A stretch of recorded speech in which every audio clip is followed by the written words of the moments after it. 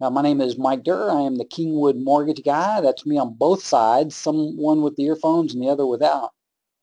One of the things I'm the proudest of is that the customers I've dealt with have been fantastic, and they've been very generous and to go on to Google and to give me reviews.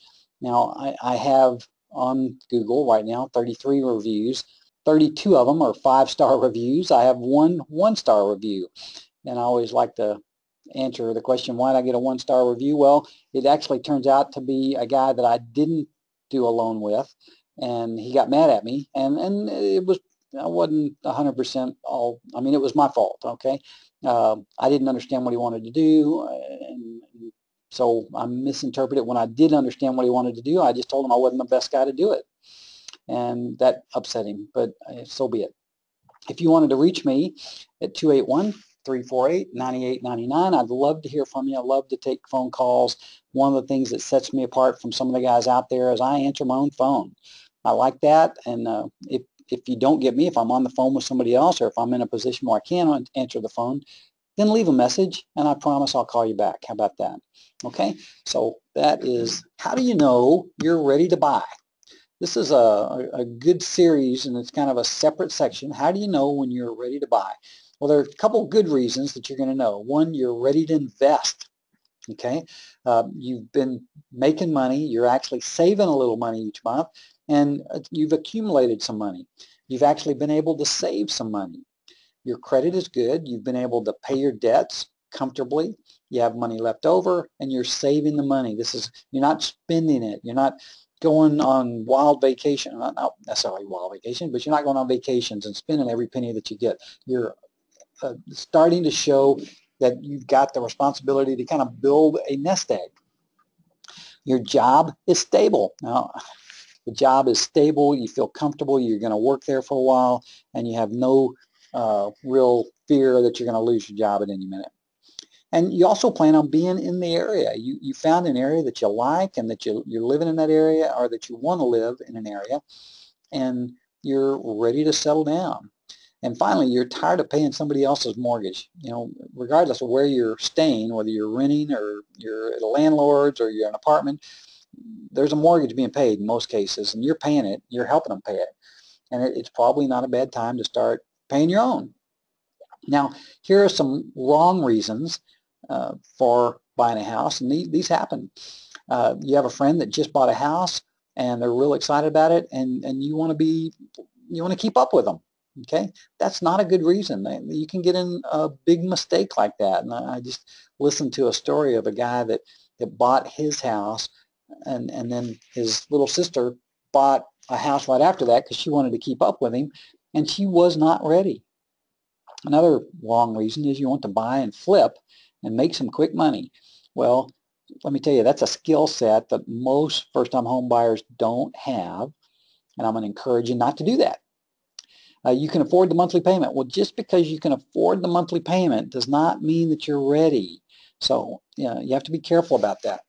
Okay, here's another one. You just came into some money. Now, I'm not telling you that if you came into some money and all these other things, you've got good income, your credit is good, you've been able to save, that it's a bad thing to buy a house. But just because you came into some money doesn't always mean that's the right reason to buy a house. Other reasons that people might buy, again, these aren't necessarily totally bad, but they're not the main reasons. You just got married and you guys want to settle down. Well, that could be the right thing, but you just want to make sure it's not something you jump into. And then another one is you just had your first child. These are all very compelling reasons why you would want to buy a house. But if you're not financially ready, if your job is not stable, if your credit is not good, if you're not ready or able to save some money, then it might not be a good reason. So hopefully that makes some sense. And we're almost done. I've got good questions to ask yourself. Is your financial house in order? And this kind of goes to, how much credit card debt do you have? And how about auto loans or student loans or personal loans? And how is your credit? So if your financial house is in order, let me give you my version of what that looks like. That means that you have a stable job, you're saving some money, and you don't have a lot of debt. And so let me tell you, I'm living in Dave Ramsey world, and it's a good world. I mean, it's where we don't have car payments. We have a little bit of credit card debt, but not very much. We use it as a tool, not as something that we need. And we don't have a lot of personal loans out there, and we have some real estate debt. Now, Dave Ramsey would slap me because he don't want me to have any debt, but we're in a pretty comfortable position because we're following what his rules are. And then, how is your credit? You know, is your credit good, bad? Have you been paying the debts that you have on time and as agreed? Those are all good questions to ask yourself. The next one, have you saved enough for a down payment? And this is probably the biggest reason that people don't buy houses, is that they don't save enough, or they don't have the ability to save enough for the down payment. And in today's world, the down payment can be as little as 3%. Or if you're a vet, there's 0. But 3.5% to 3% is the minimum, and then 5% on a conventional loan. And let me tell you, it's hard to save money in today's world, particularly if you've accumulated debt. The next one that you want to ask yourself is, can you really afford the payments? And the payments, along with the payments comes other stuff. And it could be utility bills, or it could be homeowners association fees, or it might be just the fact that you have to gather all the equipment that's necessary to keep a house running. Some of you, it might be furniture, it might be linens, it might be curtains, it might be shades, it could be a lawnmower, it could be a weed eater, it could be a whole list of things that you need to get to make sure that you can run your household in a manner that's consistent with the neighborhood.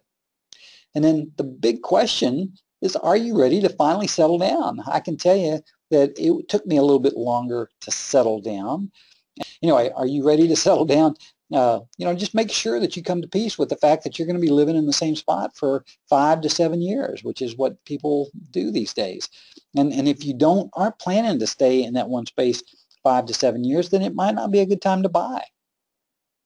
And this next one's a big one. I'm kind of sensitive to this because, can you fix a leak? And the implication with this question is, are you handy around the house? And it's possible that you had a parent that was very handy and that was showed you how to do a lot of this stuff. I am not. Matter of fact, I laugh because I may be the least handy person in the state of Texas, and my wife would say that maybe that's the United States. I don't know. But there are people that will do this kind of work for you. There are handymen out there that are reasonable. And fortunately, that is the case, because if it wasn't, we'd be in big trouble. And I can do some stuff. I'm better today than I was when I started, but I will just tell you, it's important that you are able to do some of this stuff, particularly in the early years, because guess what? It is expensive to pay for this, and it creates a problem if you can't do it. If you get a leak, guess what? It's got to be fixed. So those are a list of good questions to ask yourself if you're ready.